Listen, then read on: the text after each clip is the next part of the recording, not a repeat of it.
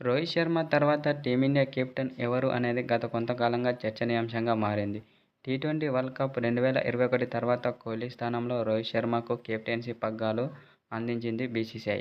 అప్పటి నుంచి ఇప్పటి వరకు భారత్ను అన్ని ఫార్మాట్లో అగ్రస్థానంలో నిలిపాడు రోహిత్ శర్మ. అయితే ఐసీసీ ట్రోఫీని అందించడంలో విఫలమయ్యాడు. టీ20 వరల్డ్ కప్ 2024 మరికొన్ని రోజుల్లో ప్రారంభం కాబోతోంది. ఈ క్రమంలోనే టీమిండియా కెప్టెన్ రోహిత్ శర్మ తర్వాత ఎవరు అనేది చర్చనీయాంశంగా మారుతుంది. రోహిత్ శర్మ తర్వాత టీమిండియా కెప్టెన్ ఎవరు అన్న ప్రశ్నకు ఓ పేరును సూచించాడు బీసీసీఐ మాజీ chief selector MSK Prasad. Hardik Pandya కాదు, మరే ఇతర ప్లేయర్ కూడా కాదు. రోహిత్ శర్మ తర్వాత టీమిండియా పగ్గాలు అందుకునే దమ్ము, ధైర్యం అతడికే ఉందంటూ తెలిపాడు. అతడు ఎవరో కాదు, team India young player Shreyas Iyer. Team India కెప్టెన్గా శ్రేయస్ అయ్యర్ కరెక్ట్ పర్సన్. గత కొంతకాలంగా అతడు ఒక్కో మెట్టు ఎక్కుతూ వస్తున్నాడు. అతడు హార్దిక్ పాండ్యా, రవీంద్ర జడేజాలా కాదు. గత 2 సంవత్సరాల్లో అతడు సాధించిన గణాంకాలు చూస్తేనే అర్థమవుతోంది అయ్యర్ ఎలాంటి ఆటగాడో.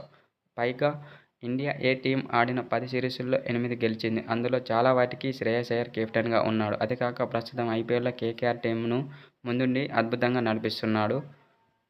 కాబట్టి టీమిండియా కెప్టెన్గా అతడు 100కు 100% కరెక్ట్ అని బీసీసీఐ మాజీ చీఫ్ సెలెక్టర్ అన్నాడు.